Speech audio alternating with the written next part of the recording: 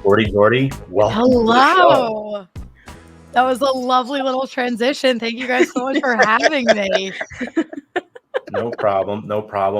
Thank you so much for joining us a day earlier than we usually air the show. I had to do that to Hank. I know we're not playing in Philly this week. We are playing in the Meadowlands, but I had to throw that shade at Hank. He hates that video. So easy, Tom. We're going to play it. I love it. But Jordan, how are you? Talk about this Eagles game on Sunday. They actually looked pretty good. I know you were in attendance when they played the Saints, and I gotta give you credit where credit is due. The Eagles have been winning some tough football games. Yeah, no, I'm on cloud nine, and me and my friends have been talking about it a lot this week. Things just are better in South Jersey and the Philadelphia area when the Eagles aren't god awful. Like, people were holding doors for me in Wawa and like saying, "Oh, excuse me," and I was like, "Oh my god, it's because the Eagles are winning." Like, everyone's just happier. No one's aggressive. Like, it's just a much better feeling. Being at that game, we picked my friend's dad. I'm lucky enough has season tickets, so every year he's like, "You guys can take them for whatever game you pick." So we picked this game just because our friends were also going. And in the beginning of the season, I was like, this is going to be terrible. Like, I was like, we're god awful. The Saints were starting to figure it out.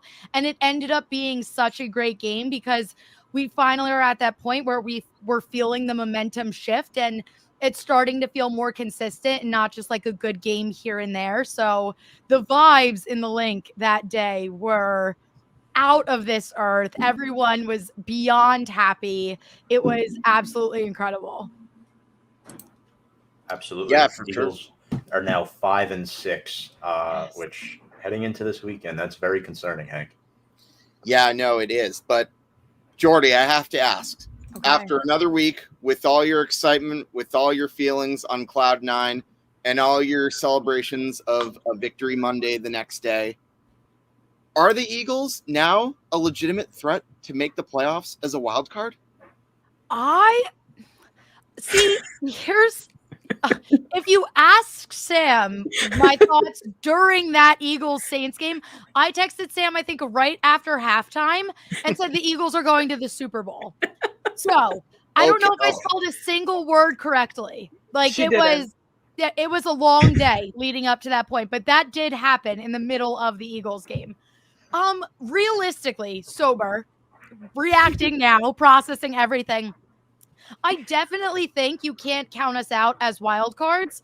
I don't want to get my hopes up for that too much. There are a lot of people doing the math. Eagles technically still have a chance to take this division if a lot of things have to happen. But I definitely think they're wild card contenders. I think they deserve to be in the conversation at this point, just because we keep getting better and better. And it seems like we're realizing what's working and we're realizing what isn't. And we're employing that week after week. Also, we don't get a plane for the rest of our schedule. We play in the Meadowlands twice because we play the Jets and you guys. And then we take Washington in Washington. We're home. And then we end our season against Dallas at home. So I think there are a lot of things in our favor that give us the opportunity to potentially be wild card contenders. So I definitely think realistically they deserve to be in the conversation. I'm not saying it's a lock yet just because there are still big question marks, but I love everything I'm seeing. Yeah, and one thing that I definitely remember you saying a year ago when you were on this very show is that whenever the Eagles are an underdog, I think that's when they're the most dangerous. Am I wrong? Yes. No, yeah. And I think everyone kind of counted us out and gave up on us for this season. And now it was going into the season, all I said was I want to see improvement week after week. I didn't have any playoff expectations at all going like early on in this season. Right. I just wanted to see that Jalen Hurts had potential to be the guy. And I wanted to see if Nick Sirianni could be a long-term head coach for us. And I wanted to see how they work together. And that was really my main concerns going into the season. And now seeing how quickly it's kind of built, and it's fun to watch this team again. And you see the whole team kind of getting that underdog brotherhood mentality back. And you see the way everyone's kind of just bonding together. And it's really special. Like, the vibes are very good right now. So I definitely think it's a fair conversation to have. And if you asked me that a couple weeks ago, I would have said it was crazy, but now I don't think you can count them out.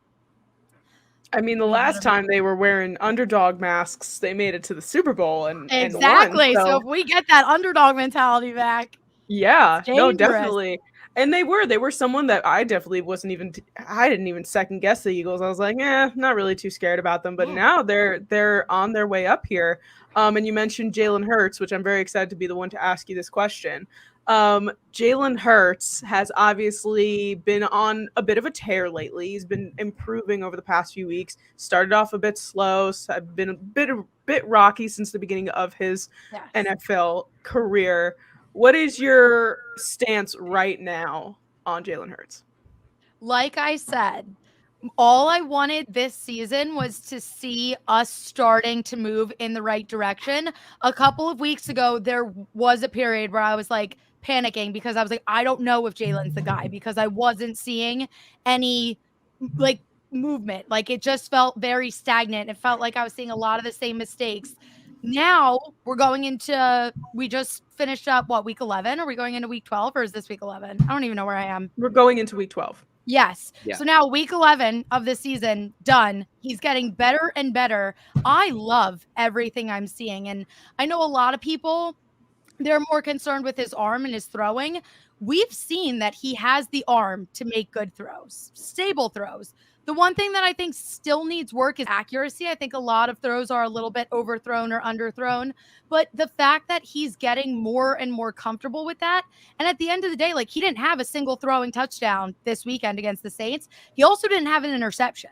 He had 3 rushing touchdowns. So I'm like, as long as you're getting the job done, that's what makes him. He's a dual threat quarterback. He knows what he has to do. And I just am now starting to see us, like I said, I hate to be so redundant, but like I see the improvement and I see him working on things that he needs to get better on. So I am totally on the Jalen Hurts bandwagon. I just think he's an actual leader. And I feel like the team has faith in him and the team believes in him. And he doesn't seem to let the media and the negative talk around him affect him at all, like Carson Wentz kind of did. Because Philly's a very toxic. I heard you guys talking about how there's a small percentage of Giants fans that are very toxic. All of Philly media is toxic. Like it's a very tough city to play in. So I think for him to be as strong-minded as he is and to kind of block that out and just focus on his game, it just shows that this is someone that can be here a very long time. So I love him. Like I would sell my soul for him right now. I don't want to think about another quarterback. I am on board with him.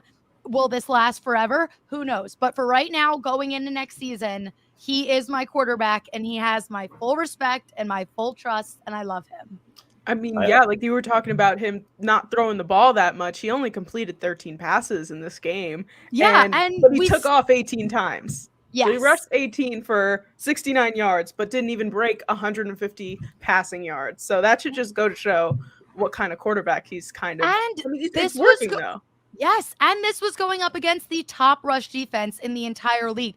We put up, I believe it was 242 rushing yards just on the ground. They were only allowing about 72 per game prior to that. So I'm like, I don't care if he's throwing the ball, if he can figure out how to win games another way. That's why I wanted a dual threat quarterback. I obviously want him to continue to work on throwing the ball, and I obviously want that to be something that he focuses on a little bit. But at the end of the day, if we're winning games, I'm not going to complain about how we win them. Right. I love this. I love this so much because the fact that Jalen Hurts is playing well leads to Howie Roseman keeping his job, who is one of the worst GMs I've ever seen. So, in fact, I love that this is panning out. I'm sorry I have to bring that up, but no, it's okay. You guys, you need to get digs in at me. I understand. But I will admit, I don't like the Eagles, but they are playing very well right now. We have to give credit where credit is due. Birds might win by 50 on Sunday. Andy, you might be right. Andy, Andrew, you need to take it easy, sir. Please. That week 14 bye will do the team good. Yes. Tom is just waiting to bash Philly.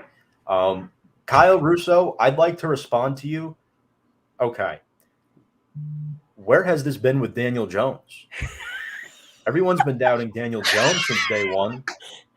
Kyle! We Okay. just went through this.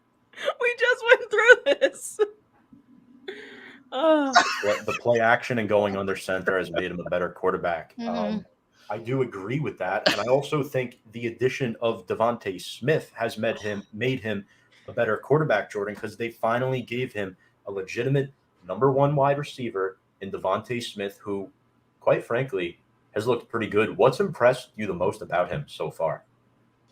I just think it's that same trend. He came into a very broken system where we haven't had a star receiver in a very long time. And realistically, I didn't know what to expect from this offense at all. And he's still early on, he found moments where he could shine and show us like, hey, like you drafted me and I'm going to be good.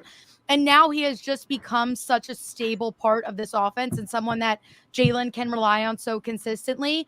And for that relationship to build so quickly, I think it just like sets us up in a very good way because it's only going to keep getting stronger and stronger. He also has that leadership mentality. And I know a couple weeks ago, there was a touchdown that Jalen Hurts, it should have been a touchdown pass that was completely overthrown to Devontae in the end zone. And I saw later Devontae went up to him and was like, here's what we should do to be able, so this doesn't happen again. So I think what makes him so special is also his relationship with Jalen, because when you have our young quarterback and our young star receiver, if they're going to have this fantastic relationship, which we know they already have, for that to just keep getting stronger and stronger, it's just going to keep making them more lethal. And especially when the biggest question mark around Jalen Hurts is his throwing. To be able to have someone that strong and that consistent, it just makes me feel so much better about the whole thing. So I love everything about him. Before I get to Hank's next question, I just want to pull up this tweet from Andy Hopper. I'm going to click on the link through Facebook and share my screen because I know you might know what I'm referring to, but just for clarity, this woman at the Eagles game was screaming at the top of her lungs, and I love this woman. Jordan, they put you on national television. They did. No, I don't know where they got this footage of me, but no, you can literally. I've never been able to like read a Delco accent before in my life. You can literally read the Pennsylvania Delco accent on this woman. Like intensely. And then it later came out, everyone was like, she has to be from Delco, and it came out confirmed she is from Delco. Is this woman? I think she's my mom. Like I think that's my mom. Let's go Chiefs. Paul, Okay, Paul. Thank you for the comment. Yeah, beating Dallas for us. Good. I love you, Kyle. We did that. I wonder who typed that out. Whoever did does not have very good grammar. Incredible that the Eagles' offense looks better when Sanders is getting more than 9 carries a game and Hurts isn't throwing it 40 times. Exactly. Shocking, right? Like, oh my God, when we have star running backs and when we run the damn ball, it works. Who would have thought?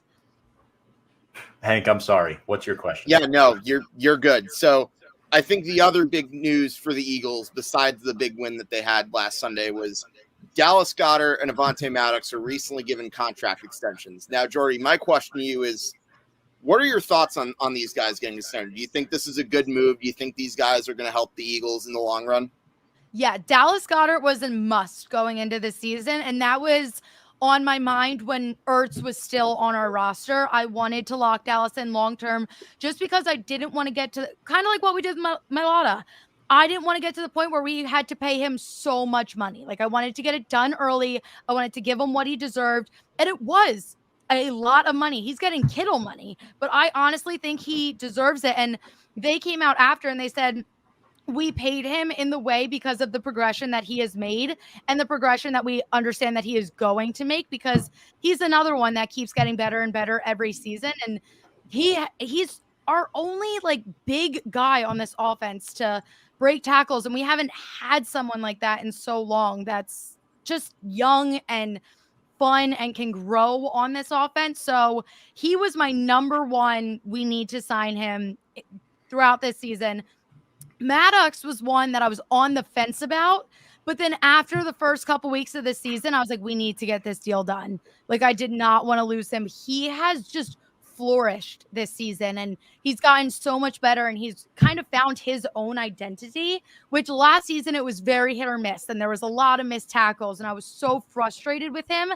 This season, he has just stepped up so huge. So those are two guys I'm very glad we got it done. I like the order it came in.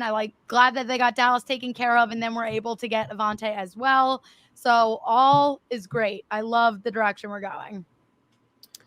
Yeah, I agree. I know normally a year ago from now when we last talking, I remember you and I were both shitting on Howie Roseman, and rightfully so. Don't get me wrong. Yes. But I think this is probably a smart move that he made. So I think I'm going to have to agree with you. From your perspective, I think I can agree with you, and I definitely see where you're coming from. Thank you. Yeah, it's very tough because I actually agree.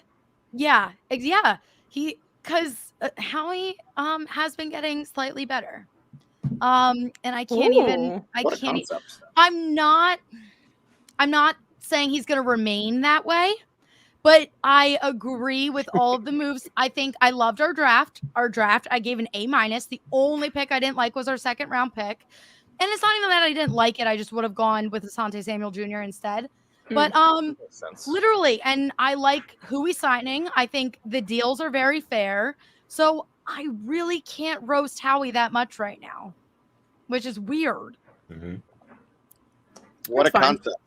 What a concept. It must be nice to have a GM that knows how to do his job eventually over time. Okay, well, we don't know how long it'll last. Wait, we have 3 first-round picks, realistically. Let's see what he does with That's them. true. That'll be the make or break. Notorious for messing up your drafts. Yes. But the last question that we have for you is has to do with your coach, with Mr. Sirianni out here doing his thing. Obviously you've had your ups and downs with him throughout this season.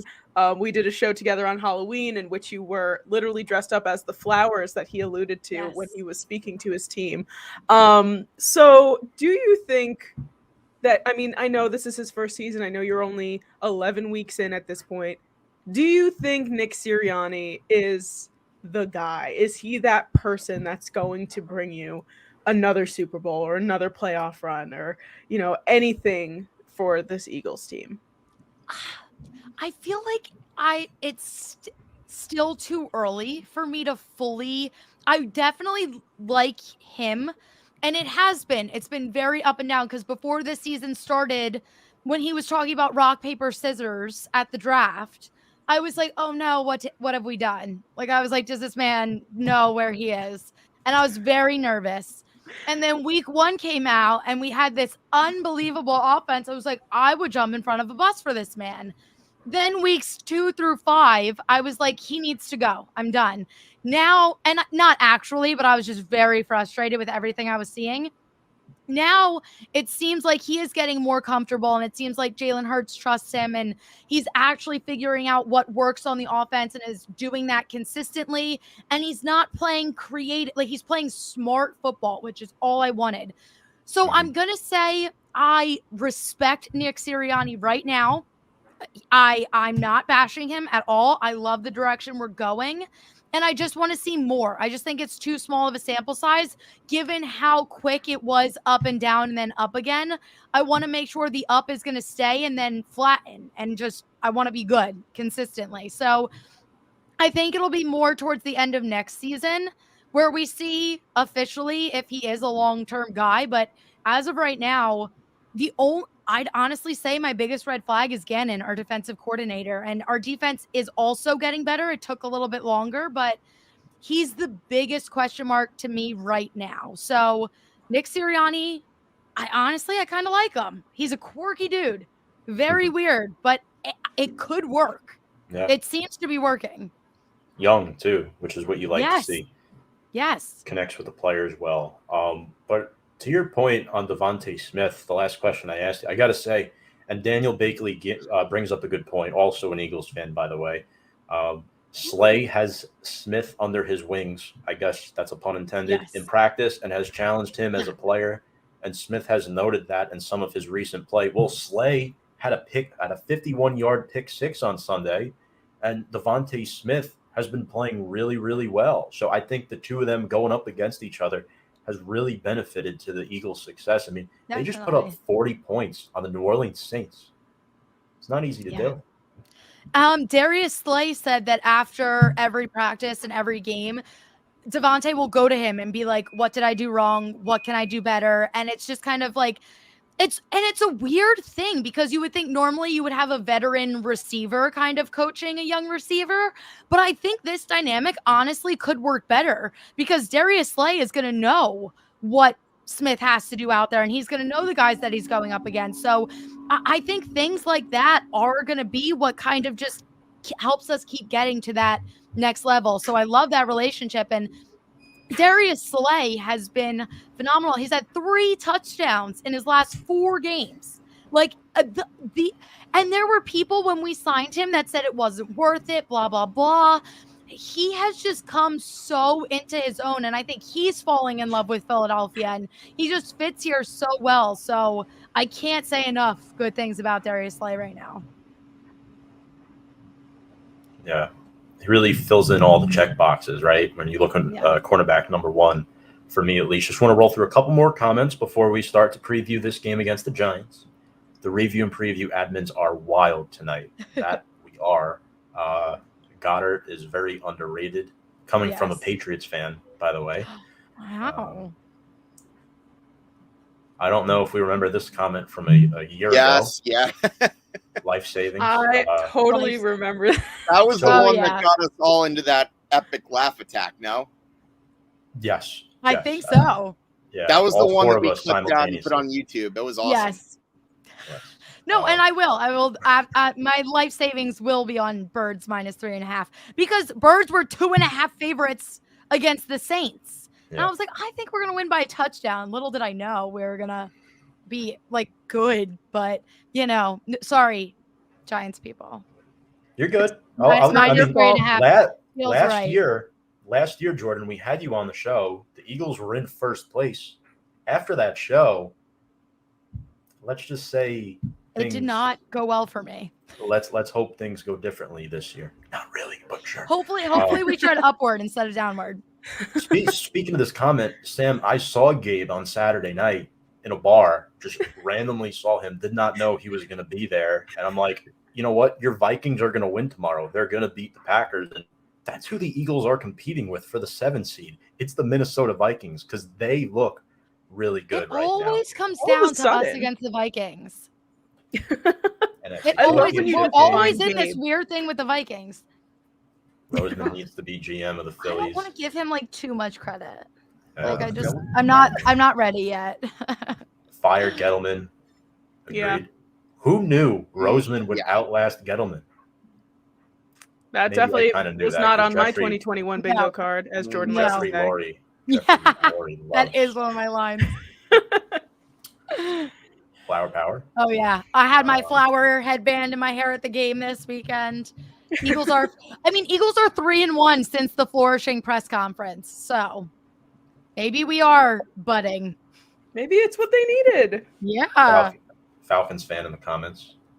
Oh, sorry about week 1. That's when I really thought Eagles were going to the Super Bowl. Who knew letting the corners play up would work? Yeah, do you run a press man scheme? I think so. Yeah. I know the Giants do it. It doesn't work as good for us. But our corners, which was one of our biggest holes the last couple seasons, it's working. Whatever they switch to is working. So just keep it up. It's time to preview Giants Eagles week 12. Here we go. 3-7 against 5-6 at MetLife. Eagles are coming off 2 wins against the Broncos and the Saints. Last year, we split the 2020 series. Giants won the second matchup. Eagles won the first off the infamous Evan Ingram Butterfinger drop. Giants have only won 2 home games this season. And what's really special about the game this weekend, folks, is that Michael Strahan's number 92, who Hank is donning tonight, will be retired in front of about 5,000 to 10,000 Eagles fans. Awful decision by Giants ownership to do this against a team that is not only a divisional opponent, a team that is 90 miles down the New Jersey Turnpike, and there's going to be people booing him when he walks out. What logic is John Mara using? I really don't want it to be the way that Eli got inducted into our Ring of Honor, and it literally was just a mess. It was just horrible. We lost the game. It was disgusting. And now we have Philly fans coming into MetLife. I mean, like, not like we're, it's their state, Jersey is basically Pennsylvania. South Jersey. South Jersey, that's true. But yeah, I hope that this isn't as brutal as I feel like it will be. Well, it's funny. You know what I often thought of the Giants-Eagles rivalry is like? Not New York and Philadelphia. More like, kind of seems to me like a rivalry of Boardwalk Empire and The Sopranos, because, North and South Jersey. Wait, that's hysterical. No, I feel like that is like how it is. Right? Yes. Yeah. Hank, I know you have some historical fun facts for us that are not very fun for us Giants fans, but why don't you read them off to the folks and the listeners? Yeah, no. So the Eagles, as a matter of fact, a couple years ago, took the lead in the season series, and they are now up on that with the record of 89, 87, and 2 ties. And as a matter of fact, the Giants have had minimal success against the Eagles when we haven't won consecutive games against you guys since sweeping you in 2007 and winning the first game against you in 08. Don't mention that playoff game to me. That's one of my least favorite playoff losses in my lifetime for the Giants. But in any event, really ever since a certain incident with a certain big-handed wide receiver who wore number 17 happened, I believe the Giants have only won about 4 or 5 or 6 games against the Eagles. So that, I think, is where the Giants really are cursed in the rivalry. Just my take on it. There's nothing to say. And the Patriots fan gets a little triggered. Thank you for that. What a big, diverse group of fans in this comment section. In my fun facts. And we really attract fans of other teams fairly well. But, all right, let's get into some keys. Appreciate the love, Andy. Yeah. Let's get into some keys for the game. And, Jordan, I'd like to start with you as our guest here tonight. What is your key to the game for Philadelphia, or multiple if you have? How are they going to beat the Giants, a team that is getting healthier as of recent? Yeah, and especially after last week, we had a major blow, losing Jordan Howard. It honestly really concerned me. But then I remembered something. We have Boston Scott on our roster, and Boston Scott against the Giants is just a beautiful thing, really. It's truly fantastic. So my key for this game is give Boston Scott the ball as much as humanly possible and just let him fly. And Eagles will win this game because I don't know what he is. He's always good. He's always a great receiver or a great running back. For some reason against the Giants, he becomes like an all-star. So I'm not even worried. We got Miles Sanders back. Jordan Howard is going to be missed. But for right now, if we can just give the ball to Boston Scott, I feel very comfortable in this game. Fair. Very fair. And, well, hey, New Yorkers always seem to have a problem with Boston, so there you go. Well, you want to know what's funny?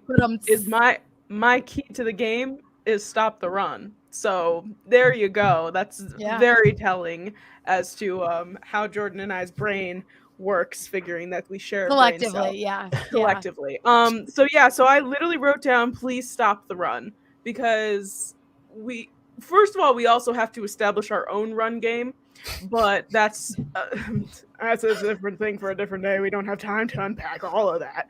But we really just need, like Jordan said, Boston Scott does very well against the Giants, and we really need to just plug up the holes, make sure they don't get a lot of yards, make sure that they can't literally run all over us.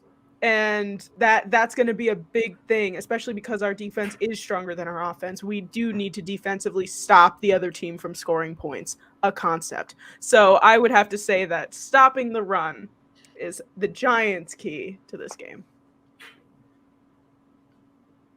All right, am I next? Well, if you know me by now, I think you know what I'm going to say. First off, get off the field on third down. I mean, look, it's simple enough. I'm not even going to go to this year. I can think of almost every single Giants loss to the Eagles where a big difference in those games were the Eagles getting a critical first down when they were facing 3rd and 10, 3rd and 5, 3rd and whatever you want to call it. That's always a big difference between a Giants win or loss. In fact, I think the biggest example is a certain game I went to on December 19th, 2010, but we're not going to talk about that. I still get PTSD thinking about that game. But anyways, another one of my keys to the game, keep the penalties to a minimum. I know I don't know if it was necessarily an issue this past week, but like the Giants, if you looked at the game against Kansas City, that's an example for the Giants taking way too many penalties. There are other games against the Eagles where they've lost because of certain undisciplined moments. That cannot happen. I agree. We do have a couple more comments from the peanut gallery here. Eagles need to run the ball and test the linebackers. I agree, because Blake Martinez is out for the season. Really hurts. Our linebackers are not good. In fact, they've never been good since literally we were talking about it last week. Sam Huff, when he passed away, sadly, probably our best interior linebacker of all time. Giants haven't had a good interior linebacker since Antonio Pierce. I mean, a stretch would be Michael Boley and maybe Chase Blackburn, right? Who's been good since then? Blake Martinez. It's been our best one, and he's not available.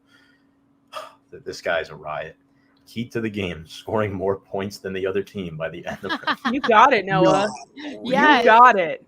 That's Yes. the key. He's a smart man. Deshaun Jackson. Also, quick shout out to Noah. Make sure to check him out Friday night, 9:30 p.m. Eastern time. Him and Garth Michael Patrick host the Sweet Tea Show, where they talk all things college football on Facebook Live. My key to the game, well, just to build off your point, Sam, the Eagles average 153 rushing yards a game. We have to stop the run. Danny Shelton and Austin Johnson were both signed to one-year deals for a reason. They suck. They're not good at stopping the run. Austin Johnson is decent. Danny Shelton is not. Eagles are averaging 27 points per game. For me, it's 2. You have to pressure Jalen Hurts. We have Leonard Williams, 5.5 sacks on the season. Azeez Ojulari, a diamond in the rough, 5.5 sacks as a rookie. Quincy Roche, who the other state in Pennsylvania somehow let go from their final 53-man roster, has now been a good addition for us. And adding Ellerson Smith into the fold at the edge rusher position is going to be key, because we're probably not going to have Lorenzo Carter. And who cares about O'Shane Ximenez? He's irrelevant. In fact, he's lost his ex nickname. Xavier McKinney is ex now. That's going to give it to you. This is true. One other key for me is get the ball to Kadarius Toney. I think Kenny Golladay is going to be on lockdown with Darius Slay. I don't think he's going to catch many passes. He only catches passes on slants anyway. So good job on wasting a boatload of money. Get Kadarius Toney the ball, because he can make people miss. Over 280 yards after the catch this season. That is the highest among rookie receivers. And get him the ball, because I think if there's one weakness on the Eagles defense, that's where it is. Because I'm not so confident about running the ball up the middle with Fletcher Cox, Javon Hargrave up there. They're going to stuff Barkley. They're going to make Billy Price look like an ant at the end of the night. That is, Jordan, that is our least favorite Giant, Billy Price, our starting center. We're all in alignment. He's awful. He's so he bad. Really is awful. So bad. The worst part is we gave up BJ Hill for him. So bad. That kills me. Not to rant here, folks, but that is what it is. And we're going to transition into players to watch now, because I know we're on time constraints tonight. It's Thanksgiving Eve. We all want to get out of here and enjoy some Thursday night football. I'm sorry, tonight's Wednesday. I'm thinking it's Thursday, because that's usually when we have the show. What am I thinking? Thanksgiving Eve. We're all on holiday brain right now. I should give up my hosting duties immediately. It's okay. Anyway, players to watch. Jordan, can you give me 1 or 2 players to watch from the Eagles, and then 1 for the Giants that you think are going to be key to Sunday's matchup? Yeah, I definitely. From the Eagles, I really want to see Steven Nelson, because like you said, Darius Slay is going to be up against Kenny Golladay. So I just want to make sure Steven Nelson can step up and get the job done in his own right, because Darius Slay, we've all seen him. We've watched him. We trust him. We can let him go out there and do his thing. Now I want to make sure, and Steven Nelson's had bright moments, but this is someone that I want us to have our eye on and just make sure that he is stopping, because if our offense has been explosive, so if we can score points and then hold you guys, that we're going to be able to do what Andy said and go win by 50. So it's going to come down to the other guys on defense stepping up as well. And now we know Boston Scott, yeah, great against the Giants, whatever. Without Jordan Howard now, I really want to see if Gainwell can step up as well, just because we have relied so heavily on the run. And if Jordan Howard, I don't know the severity of it. I thought it was his neck from the looks of the injury. It's later come out that it is his knee. Apparently, it's not that bad. It's just a sprain. It could only be a couple weeks, but it could be the rest of the season as well, depending on how he's healing. So I really want to see how Kenneth Gainwell is going to step up, because he is very up and down. So I want to make sure that our run game is going to be able to remain consistent. So these are two guys that I really need to they have some big shoes to fill. Also, Dallas and Avonte Maddox, keep showing us why we paid you. Keep being fantastic. Love it. And then did you say one from the Giants? Oh, from the Giants, let's watch Kadarius Toney, because I love him. I really do, for you guys. I think he's great. And by watch him, I mean I want to watch him to make sure that my defense can stop him, because he is sneaky. He's very good and he's sneaky. So I want to make sure that we can figure him out, because if Daniel Jones can get to him a couple times, that it could be dangerous for us. So let's just keep him on lock. For sure. Right. Yeah. Sam, you're up. So for Philadelphia, believe it or not, I'm going to go with Jalen Hurts in terms of players to watch here, mostly because of how much of a dual threat that he is. Like, we know that he can do both things, and we know that he can throw the ball when he needs to. And we're talking about the run game and how good Boston Scott is, but Jalen Hurts is very good at running the ball as well. So I would definitely say we have to keep an eye on him, because he has been on the rise, and the momentum keeps an object in motion. So I think that Jalen Hurts is definitely going to be someone to look out for. And on the Giants side, I'm going defensive, because I really just don't know if our offense is going to be very powerful this Sunday. So I'm going with Adoree Jackson, just because he made such a big play for us this past weekend, and I think that he is one of our best free agent pickups at this point in time. Like, I know we have Kenny Golladay, but we haven't been utilizing him. So Adoree Jackson is definitely someone that I want to look out for, and is hopefully going to make more turnovers, more interceptions, to help us out a little bit, because apparently we can't do it on our own. So Adoree Jackson. All right. I like those choices. So for the Eagles side, I might as well start off with Dallas Goddard. Now, you'd think I'd say Devontae Smith is the offensive weapon that the Giants need to keep an eye on. And he is. Don't get me wrong. Good wide receiver, very explosive. Why am I saying Dallas Goddard? Simple. Giants can't cover tight ends. Yep. And last time we played you guys, even though we won, the one downside was yes, correct. Richard Rodgers was the one guy that really had a good game against the Giants last time. So, yeah, because based on past results, I'm going to have to go with the tight end on your side. Now, for the Giants, on who I think is going to be needed to watch, I'm going to go with Leonard Williams, because last Sunday, he had what I would probably consider his worst game of the season. He had only 3 tackles. The whole unit wasn't pressuring Tom Brady, and it showed. And I'd like to see him step it up and redeem himself. And who knows? Maybe this is the week where they'll do it. It has to be if it's against the Eagles, because the big rivalry. I would think that's enough of a motivational factor. No, but definitely have to go with Leonard Williams, because other than last week, he's really had a good year, all things considered. Absolutely. Daniel says Eagles need to watch out for Ingram. I don't know about that, especially if Rudolph and Smith are both out. Nah. I think Ingram is a liability for us. Daniel also said Sweat on defense and Goddard on offense for the Eagles. I do agree with both of them. Hank in 2037, the Giants can't cover tight ends. Good Lord, So I'm going to true. be in my 40s by that point. Mine for Philadelphia, it's two players that pretty much play the same position. It's Fletcher Cox and it's Javon Hargrave. Hargrave, 6 sacks, leads the Eagles, and Fletcher Cox, 14 solo tackle and 6 QB hits. He's the second longest tenured Eagle, and I think they're both going to stuff the run. Giants are not going to be able to run behind Billy Price and Matt Skura and Will Hernandez, and I think the sacks are going to come from the interior. I think Thomas is going to do his job. I think Solder's going to hold his own because I think Brandon Graham's out for the season. Is that right? Yes. So, yeah. realistically, Unfortunately. I'm looking at so much. Yeah, he's such a good player. Good player that the Giants have not succeeded against throughout the course of the year. So I'm kind of happy that he's not playing, but obviously I wish him the best on his recovery. But man, those two players in the trenches scare me a lot, probably even more than Hurts in this game.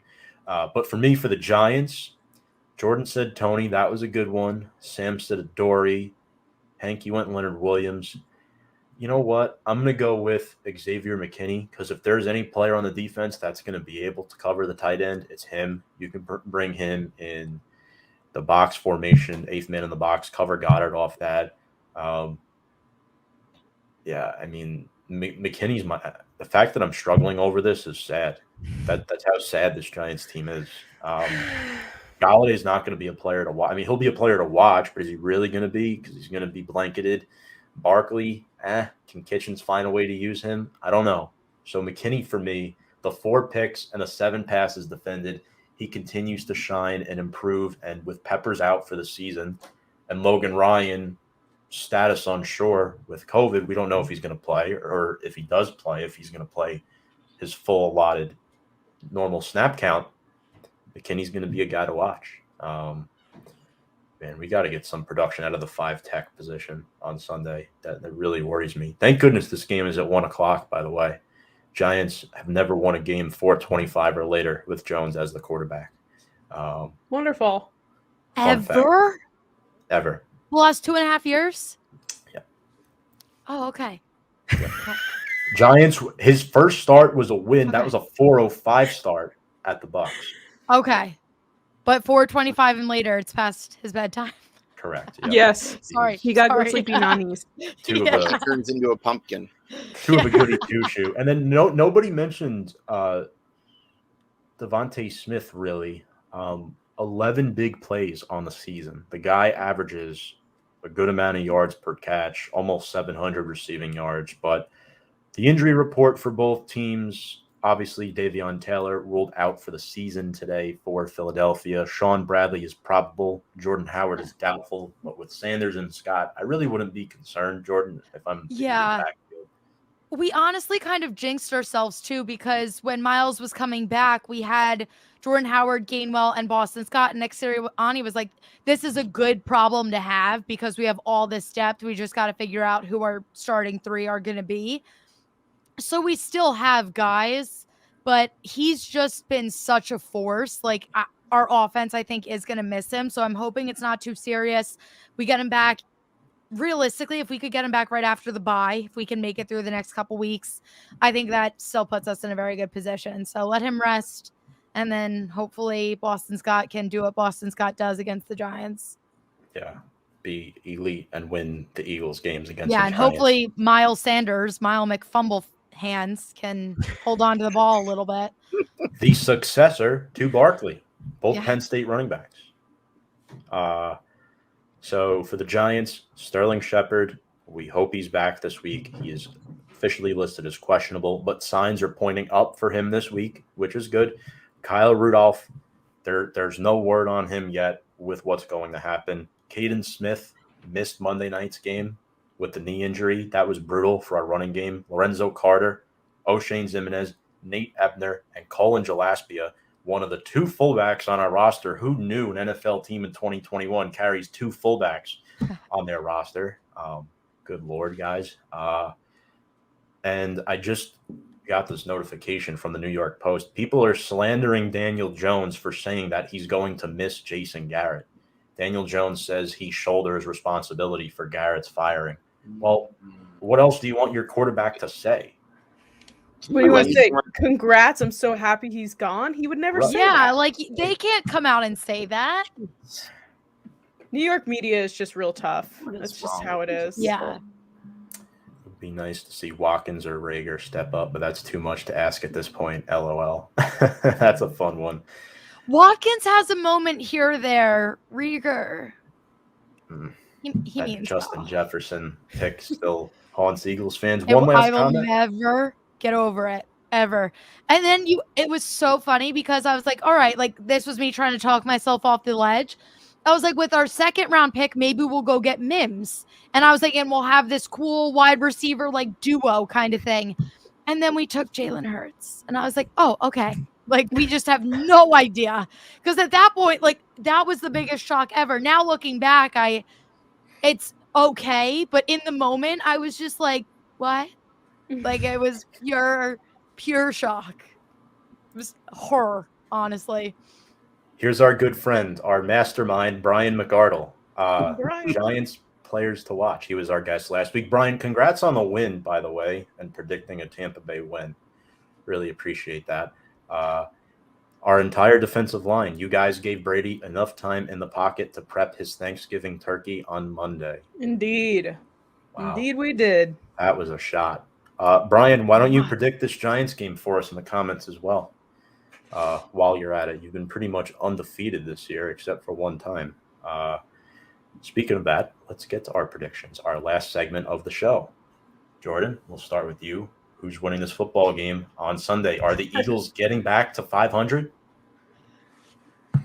Yeah, I think, and honestly, I don't know if it's fair for me to call it a must-win game yet, but at the same time, I really think it is, especially in these divisional games, and they need to keep this track going if they want to be wild card contenders. So I'm fully going Eagles here. I think there are more things in our favor. Even though it's a home game for you guys, we have to travel. I just think they're still going to be able to get the upper hand here. And I mean this in the nicest way possible. This should be an easy win for them. Because if they could do what they could do up against the Saints, I think if you carry all of that and do it again this week, they got it. Yeah. No, I mean, it's sad because of the fact that it is the Eagles and it's not something that I want to do. And I'll be in South Jersey on Sunday during this game. This is also true. This is also true. So, of course. But yeah, so I'm also thinking that the Eagles are going to win here. My score prediction, probably like 24-17. Like, I don't see us scoring a lot of points unless Freddie Kitchens comes out of the water like, I know how to do this job, and just like blows everybody away.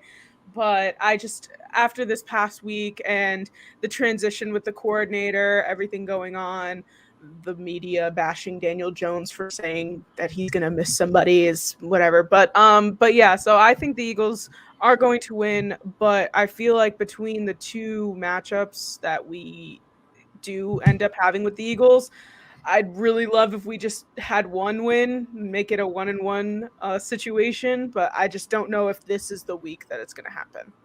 And yeah, my score prediction, I'll say 30-21. That's generous. Thank you. You're welcome. I almost said 30-17, and I was like, no, I'll be nice. You guys asked me to call on your show. I can't. We could take it if you. I mean, we've had people. Somebody said, what was it, like 30-6 1 week, something like that. I don't know. People have done that to us in the past. Hank, you know what? Even though I am scared to death to be doing this, and I'm probably resorting to blind faith, I know Tom's shaking his head at me like, "What are you doing, Hank?" I'm sorry, I can't have a whole 4-for-4 Philadelphia sweep across the board. I appreciate that, Hank. I'm going to go with, okay, this is kind of an unusual looking score. Giants 30, Eagles 24. The 30-point drought's got to end sooner or later, right? All right. I appreciate that, Hank. I don't know. I'm not saying this with 100% confidence. Only New Yorkers would get mad at a quarterback saying he takes responsibility. So on brand. Daniel Bakley says 24-14 Eagles. All right, so it's down to me. Hank, I think you thought you were going to be alone on this one. You guessed wrong. Coming into the season, look, everybody was down on the Eagles. I was talking to an Eagles fan who thought they were going to go 5-12. Well, they're at 5 wins already. And I think these divisional games are always close, regardless if a team is really good or really bad. We saw it last week. Perfect example is the Tennessee Titans losing to the Texans, right? Mm-hmm. Who knew that the Titans would lose to the Jets and the Texans, but beat up on everybody else in the NFL? Mm-hmm. That's what makes the Titans so annoying. Yeah, That's true. Are they good? Are they okay? Like, it's hard, Who knows? especially without Henry now. But, Strahan's jersey's being retired. I'm not as if this game was in Philadelphia, I'd probably go back on my word and predict an Eagles win. But since the game is at MetLife, I'm going to pick the Giants because we have to sweep. We have to split Philly this year at least to have a chance. So I'm going to say Giants win. Not a whole lot of confidence in saying that, but I think Garrett being fired, everyone's down on the Giants. That's usually when they play well, when their backs are against the wall.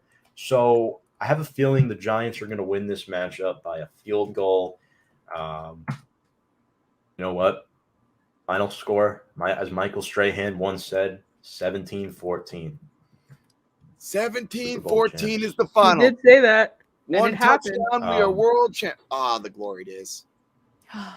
But I will not be shocked if the Eagles absolutely kick the crap out of us. That's me being cautiously optimistic and picking the Giants, folks. So don't, But Jordan, we wanted to thank you so much for joining our show tonight. Is there anything you wanted to add before we let you hop off here?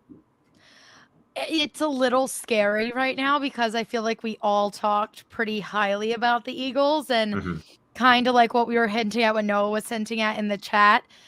It's whenever Eagles fans get comfortable is when the ground kind of starts to give way. But I'm hoping this is the turn of a new leaf and we're just slowly but surely moving in the right direction.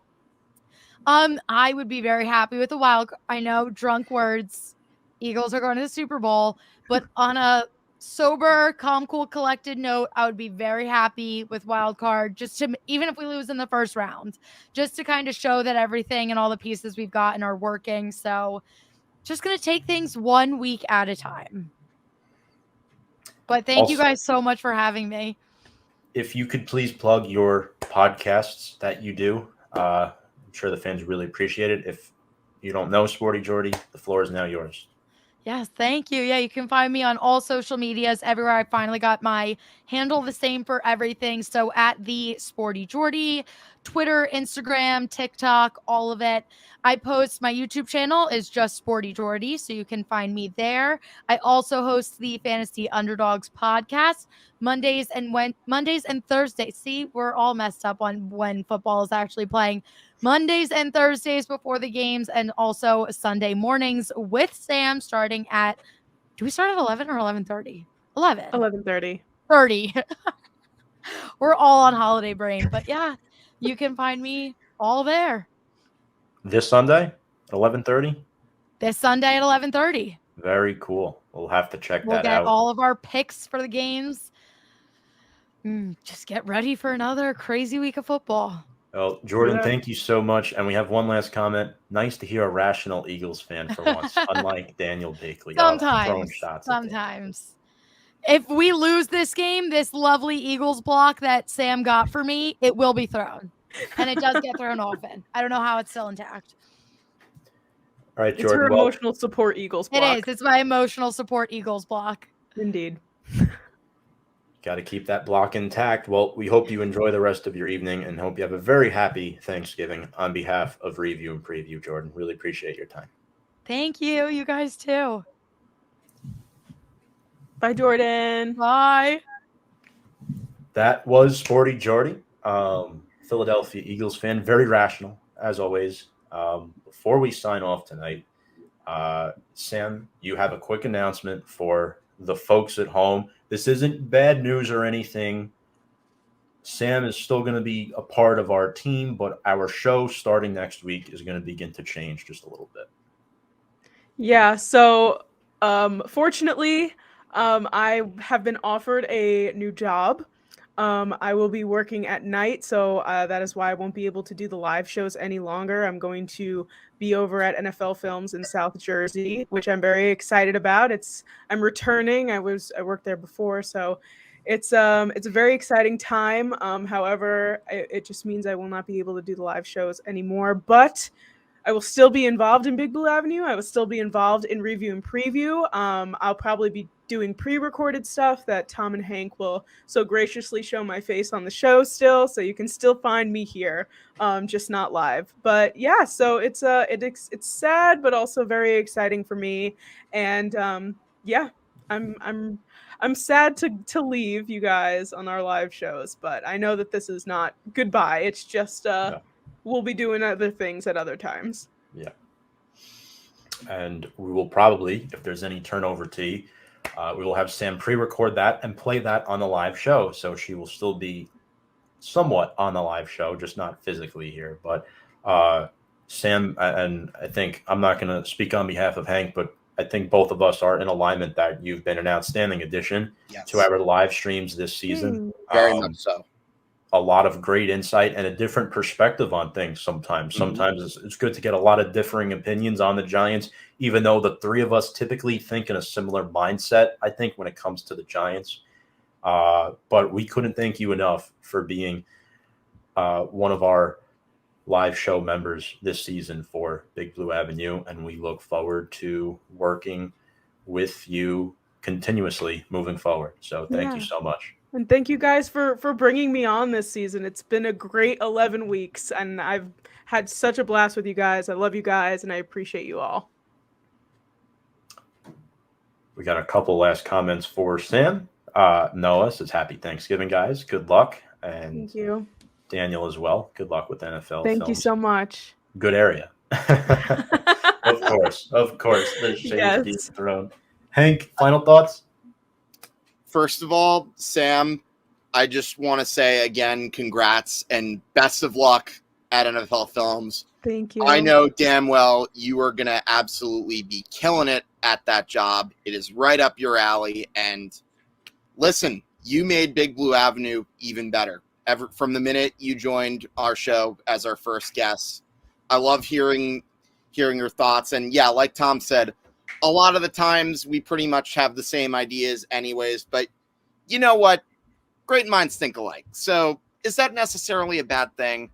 And so once again, Sam, best of luck. I'm looking forward to still continuing to collaborate with you on future stuff. And hey, maybe I'll even bring you on whenever I do a little short video for Big Blue Avenue about the Giants too. So I wouldn't necessarily rule out that possibility. And besides that, to all my family that's been watching, Mom, Rich, Grandma, Aunt Heidi, Peter, Jephthah, and of course my sister Ivy, who came home from college. Thank you guys for tuning in, and thanks to everyone else who tuned in for bombing the comments. And of course, Tom, thanks as always for having me on. And one more thing I have to say, let's go Big Blue. And of course, happy Thanksgiving. Sam, give you the final words here. Anything else you want to add? Well, what I would love is for you two to be correct in your predictions this Sunday, especially since I will literally be surrounded by Philadelphia Eagles fans. I would love to just have that win under our belts there, but we will see what happens this past Sunday. And honestly, I just want to say thank you guys again for having me on. I hope everyone has a wonderful holiday tomorrow and everybody has a wonderful time with their families, eats a lot of food, takes a nice, wonderful nap, and enjoys the 3 football games that are on tomorrow. So, absolutely, folks. We hope you all enjoy your Thanksgiving. And remember, next week we will be back to Thursdays at 7 p.m. for Big Blue Avenue, where Hank and I will be sitting down with the real football fans of New Jersey. Caitlin Brower joins the show with her other friend Katie, who run that account. I'm really looking forward to interviewing them. And again, happy Thanksgiving, everybody. Enjoy the football games on the count of 3 in unison. 3, 2, 1. Let's go. Let's go Big Blue. Big Blue.